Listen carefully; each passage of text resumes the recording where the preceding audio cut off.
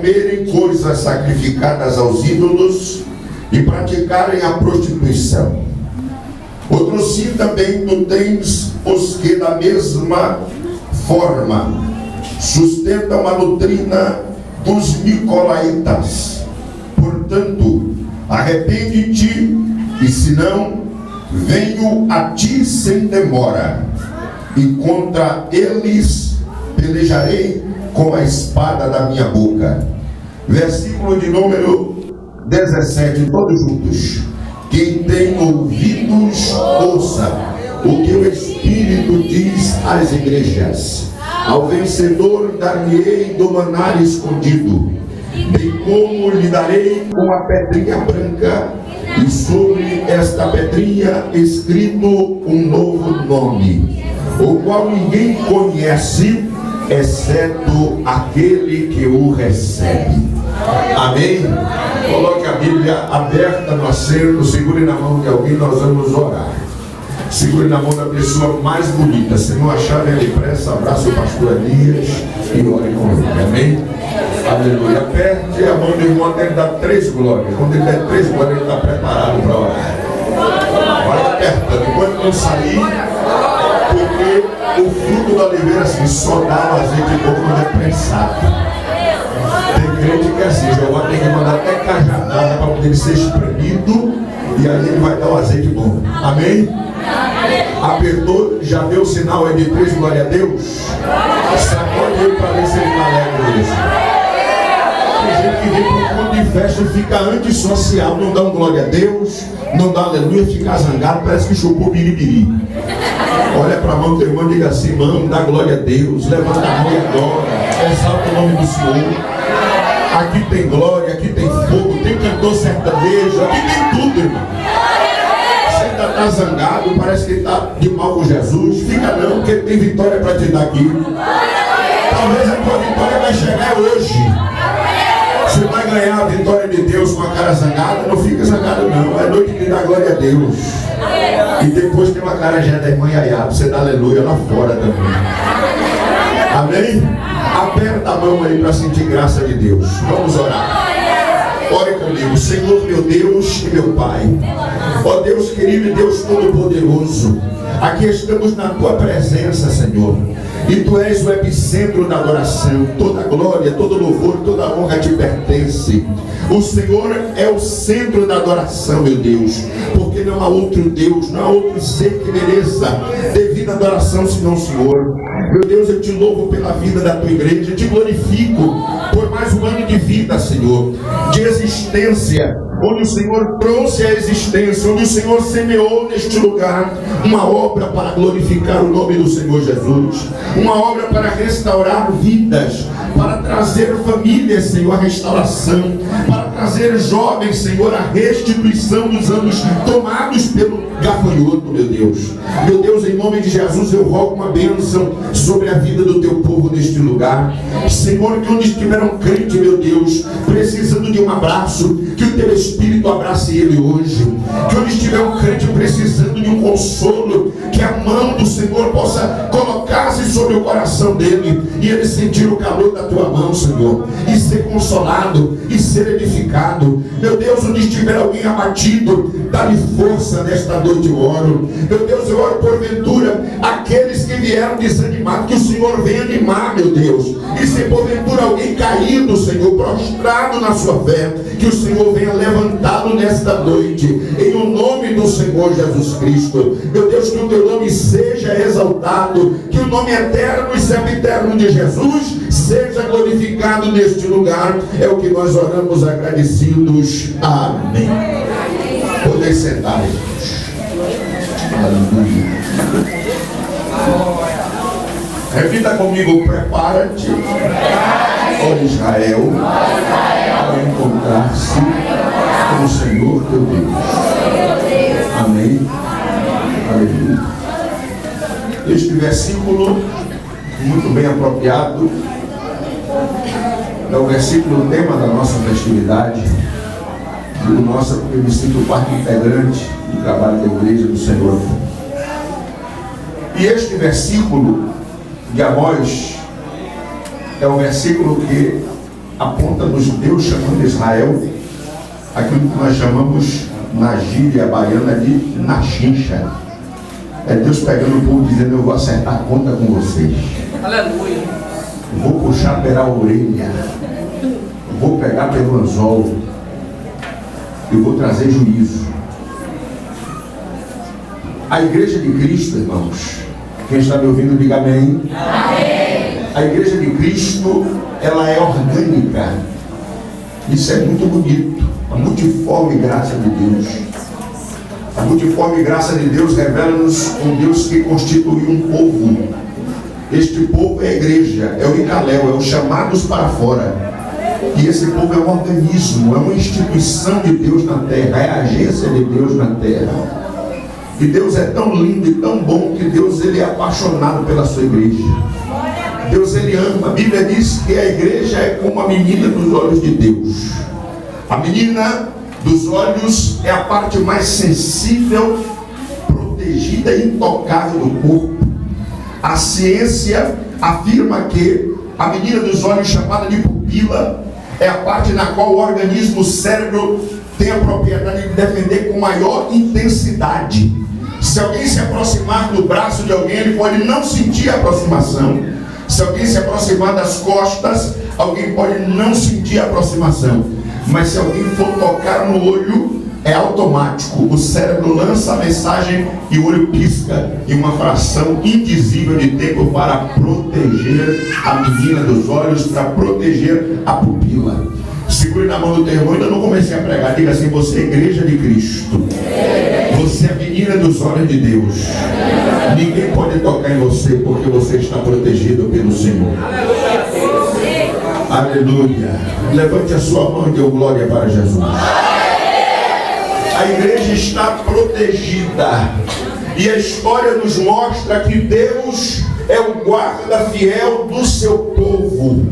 Agora eu quero chamar-lhes a atenção para o texto em apreço que está exarado no livro profético do Apocalipse. E alguns talvez questionem e digam: mas pastor, vai pregar no Apocalipse? Até porque esse pensamento é uma indução do nosso senso crítico. Quando a gente fala em Bíblia, todo mundo gosta de Bíblia. Quem gosta de Bíblia, levante a mão. Quando eu falo em Apocalipse, quero ver Apocalipse, não vou entender nada. Vem Apocalipse, não vou compreender. Porque o nosso senso crítico, ele é permissível. Ele gosta de coisas fáceis. Ele gosta de palavras que são compreensíveis, patentes. Porém, o Apocalipse, irmãos, ao contrário do que alguns que não se debruçam a lê-lo, é nada mais, nada menos do que uma revelação de Jesus Cristo à sua igreja. E esta revelação tem por finalidade revelar primeiro que Jesus não está morto, ele está ressuscitado e está glorificado. O segundo objetivo da missiva profética é afirmar que a igreja de Cristo está de pé. Foi ele quem a constituiu, é ele quem a protege, e ela não se debruça sobre o pecado e nem se prostra, mas a igreja é resistente e vencedora. A igreja é triunfante e a igreja tem promessa de Deus, e a promessa de Deus é tirá-la da terra para que ela venha habitar no céu. Apocalipse é isso. Então levante a tua mão e glorifique o nome do Senhor. Isso quebra todo paradigma, toda barreira. Quando nós olhamos no capítulo 1, versículo 1 do Apocalipse, a Bíblia nos mostra que o livro é uma revelação de Jesus Cristo. A Bíblia diz que Deus resolveu trazer a revelação ao único discípulo que não foi exterminado pela perseguição. A história nos mostra que a igreja de Cristo foi fundada por ele. Está no capítulo 2 do livro de Atos, a fundação da igreja do Senhor.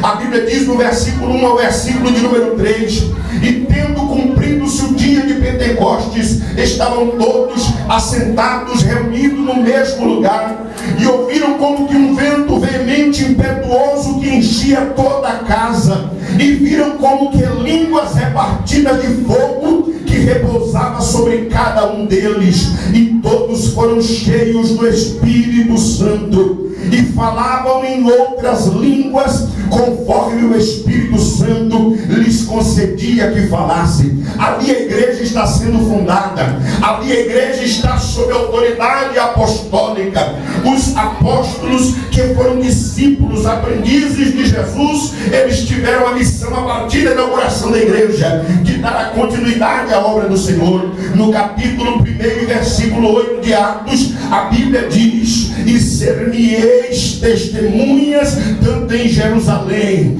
A Bíblia diz que eles seriam testemunhas na Judéia, eles seriam testemunhas de Jesus em Samaria e em todos os confins da terra, a partir do momento em que eles fossem legitimamente inaugurados. E o que é a inauguração da igreja? É a igreja ser batizada com o Espírito Santo, revestida de poder. A Bíblia diz: e ser-me-eis testemunhas quando? Ao descer sobre vós o Espírito Santo, sereis revestidos de poder.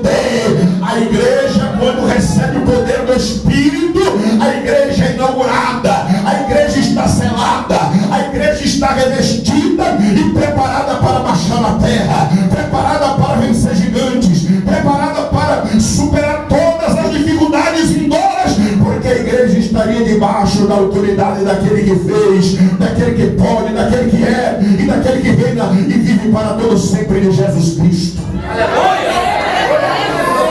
E a Bíblia nos mostra que essa igreja, fundada no ano 33 da era cristã, era uma igreja que iria subsistir e vencer a todas as etapas e provações que viessem sobre elas.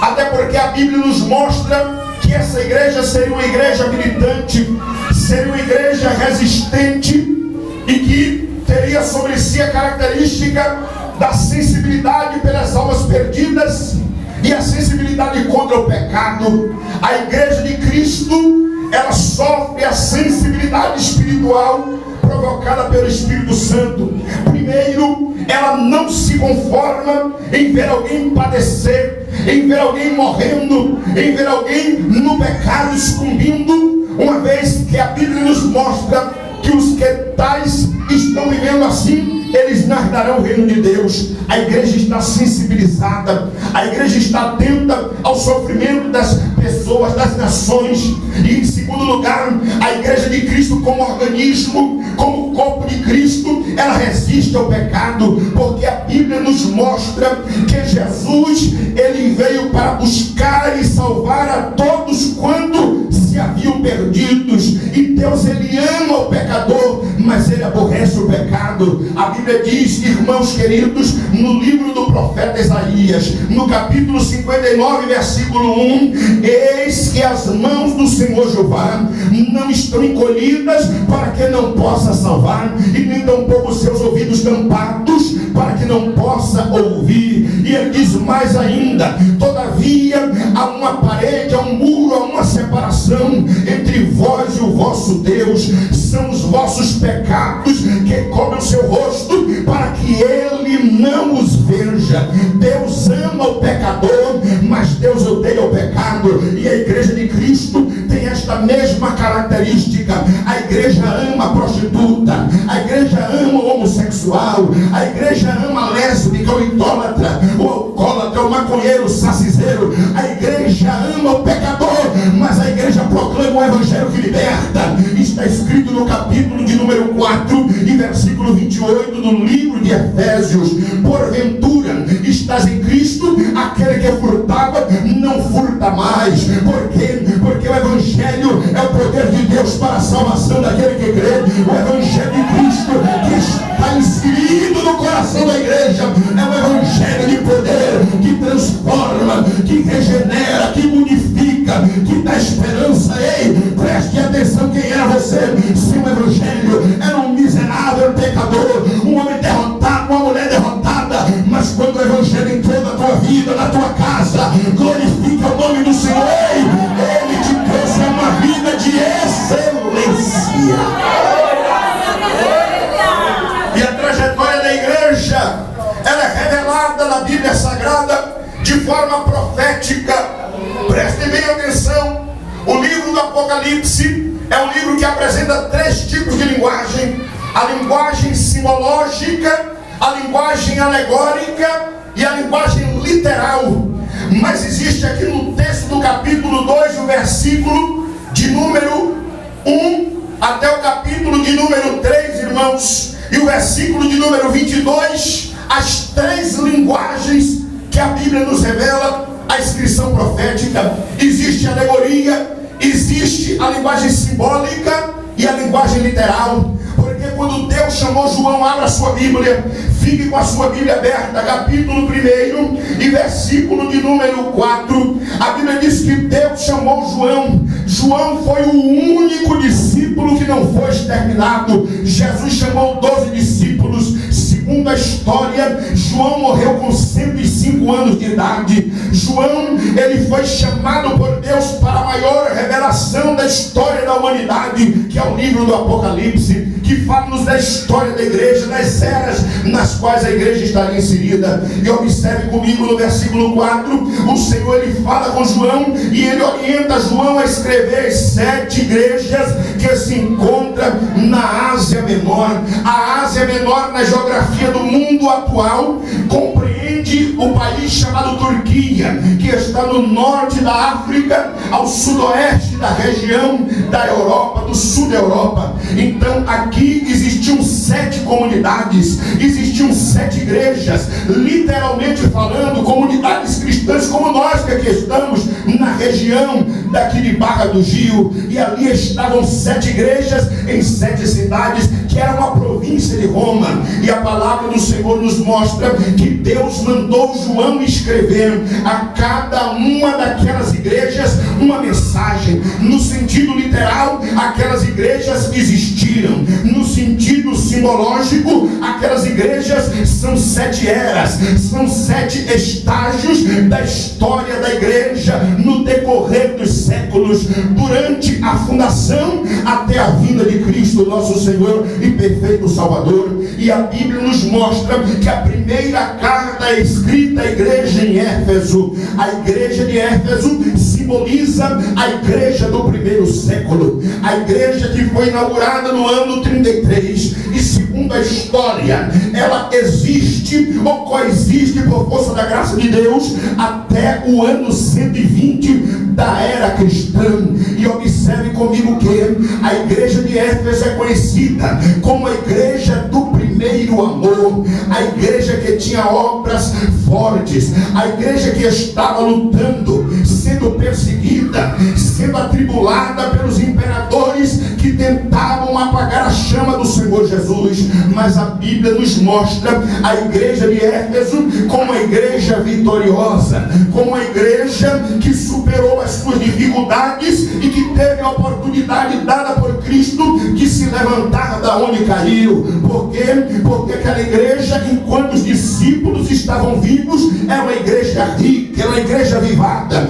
Mas quando os discípulos, eles foram morrendo e sucumbindo, com exceção de João, porque Deus preservou João para que a chama do Senhor permanecesse acesa. João é considerado o apóstolo do amor. E saibam os senhores que o imperador de nome Tertuliano tentou matar João. A história mostra que ele lançou João em uma caldeira de óleo quente para destruir João, com o objetivo de calar a boca do evangelho. Mas Deus deu livramento a João dentro da caldeira, porque João era um profeta da última hora, e João escreveu o último livro da era da igreja. Entre o ano 90 e o ano 95 é escrito o livro do Apocalipse. Como foi isso, pastor Romero? Preste atenção, abra sua Bíblia, capítulo 1 e versículo de número 9. João, ele nos fala que ele estava perseverando, que ele estava sendo atribulado e estava preso em uma ilha chamada Patmos. O que era Patmos? Era uma ilha prisional, onde eram enviados os presos mais perigosos, que tentavam se insurgir, levantar a rebelião contra o Império Romano, contra a autoridade do imperador. Então todos que se levantavam eram lançados ali, os mais perigosos prisioneiros, os piores bandidos eram lançados em Pátimos, porém João não. A Bíblia diz, irmãos, no capítulo de número 1, versículo 12, que João estava ali por causa da